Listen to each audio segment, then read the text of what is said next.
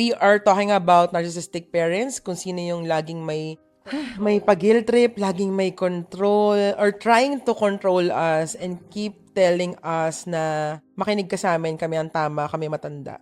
Parang gano'n, na ako nagpalaki sa'yo, kilala kita, alam ko yung ginagawa mo. Gets mo? Parang gano'n. Typical lines na controlling parents. Speaking of typical lines, ano yung mga lines na yon? Wait lang. Para to sa future mo, anak. Ganyan. Sumasagot ka na, disrespectful ka na. Mga ganyan. Eto maganda. Baka nakakalimutan mo ako nagpalaki sa'yo. Ako, ano ba, may listahan pa kung magkano yung panganganak sa'yo, yung mga diaper. Oo. Tapos meron pang isa. Wala ako, wala ka din. Aray ko. Grabe, no? Nakaka-relate na ba, mga kakuda? Grabe, Yung mga no? aray naman, yun, Sapul-sapul na ba tayo, Jern? may isa pa ako, may isa pa. Ano? Siyempre ako, ginawa ko lahat para sa'yo, tapos ganito ka sa'kin. Ganito lang igaganti mo. Ay, Nakanggalang. ingrata!